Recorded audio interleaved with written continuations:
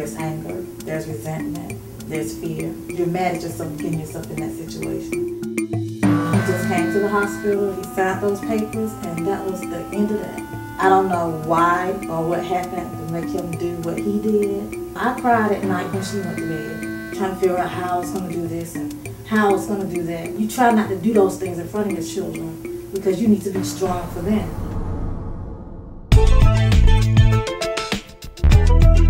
And we're here with Tanya Ziegler, the fourth and final author of the book From Pain to Poetry, and is a collection of poems dealing with women, people who carry bags in their life, heavy bags at that. One of my favorite poems in here is, what is it? Again I cried. Mm-hmm. Again you cried. Again I cried. Why? That poem is very touching and emotional for me because it comes from a very deep place for me. That poem is about single parenting. That's the bag, the tea bag, is the one that I identify with the most. And as a person who is a single parent, we go through a lot of different emotions. Like what? There's anger. There's resentment, there's fear. Because a lot of times you're mad at yourself for getting yourself in that situation. You know, for the first few years, I was angry. I resented the fact that he wasn't there to help raise her. But a lot of it I was mad at myself because I had high expectations of myself.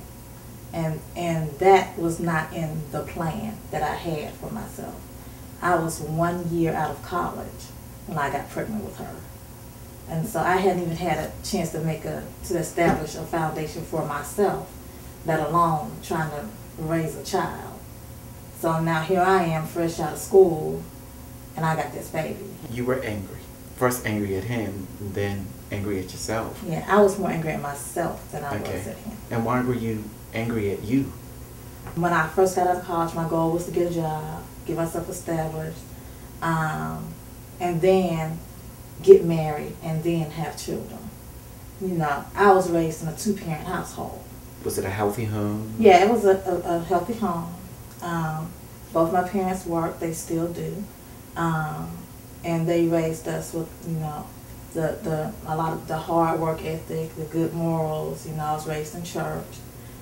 So when you got pregnant, you kind of felt that you disappointed yourself and you disappointed family members and the individual that you have the child for. What kind of relationship was it before you got pregnant? We were actually in a very healthy relationship before we got pregnant. Before we got pregnant, I was in love with him. He was in love with me. And actually, he had another daughter already, and he was taking care of her. So there was nothing, you know, and then when it happened, you know, he said he was going to be there and he was going to do whatever it was. Well, what happened? Because and then all of a sudden it was like kaput. Like he just came to the hospital, he signed those papers, and that was the end of that. So was he ever a father? Was he ever involved? No, no. Not at all. No, she probably saw him once or twice in her younger years, but as far as helping to raise her at all, no, he did not participate in the raising of her. Okay, and looking back, honestly, looking back, now that you're older and experienced and looking back, are there not telltale signs to say this guy's not in it for the long haul, or did he totally just 100% deceive you? And I don't know if he totally deceived me or if he did that on purpose. I don't know why or what happened to make him do what he did. But like I said, he had another daughter and he was taking care of her. So there was no so there were no telltale signs. So that he would not do the same for So there were no signals? No red flags? No, not that. Okay. And so you end up being a single parent and you've had struggles. What kind of specific struggles did you have? Because I think it's important that, because sometimes we can be judgmental on single parents in rearing your child, what kind of real challenges did you have? I've had financial struggles. I've had emotional struggles. Financial, like what? Like the lights cut off, the gas cut off, negative bank account, all of that.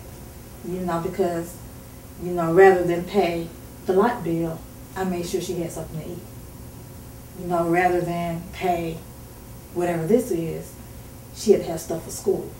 So, it's all the sacrifices that you have to make, but, at the end, it's worth it. She's always on the honor roll, She's successful in school. She's successful in a lot of things that she does. So, as I look at those struggles, I say, okay. During that time, I cried at night when she went to bed, trying to figure out how I was going to do this and how I was going to do that. But, you try not to do those things in front of your children because you need to be strong for them. Mm. But, a lot of times you're so busy trying to be strong. Was there somebody there for you at all? Friends, family, somebody? Yeah, I do have friends, and and what got me through is that I had a very good support system. Okay, you had financial struggles, emotional struggles. What kind of emotional struggles? Well, like I said at first, there was a lot of anger, a lot of resentment. So, I had to get past that. And the only way to get past that, I had to say, you know what, I got to forgive him for that, get over it, put the bootstraps on and keep going. Because at the end of the day, I still have to raise her, we still have to live. And are you in contact with him at all? He's recently made contact with me probably within the last couple of years. Is it good? Is it good we're cordial. Okay. And is he now in your daughter's life? He's trying to be, but that whole situation is kind of difficult for her. It's going to take a whole lot of healing. It's going to take a whole lot for her to allow him to get back into her life. Now, how do you help her not carry a bag? How do you help her to forgive as you've forgiven so that she doesn't carry that bag? Well, I've talked to her about forgiveness and what it means to forgive, and that, the forgiveness is more for her than it is for him. But at the same time, I have to respect the fact that, it's hard for her because he has not been there. And so I try not to force the issue, but I do try to say, well, he is your dad, and you do need to have some kind of a relationship with him. It doesn't have to be the same kind of relationship that you have with me, but at the end of the day, he is your dad. And I hear you, and we as a community need to have a better understanding and be more supportive of single parents, particularly the moms. And especially in the African American community, because without the African American moms, they built a good portion of our culture on their back, didn't they? Would you not agree? I will, because actually, when I read the study about the 2010 census, the majority of the households in our African American community are headed up by single parents, single women. Strong women. Strong women. We had no choice. Strong and proud women.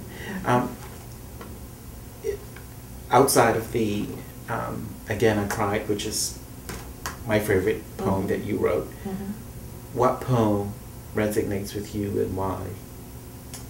Well, there's a couple of them. I Am Woman and I'm That Chick. I'm That Chick? I'm that chick. What chick are you? I am that chick that is powerful, that is strong, that is able to carry the weight of the world on my shoulders and keep my head held high. That's who I am. And that chick is going to pass those very same attributes on to your daughter. That is correct. Right? You're a wonderful chick. Yes, I am. I like you. And I like your book. Thank you. And I'm sure that you're going to be a wonderful role model to many single moms. And let's just hope there is something in the book that can provide healing to that chick out there.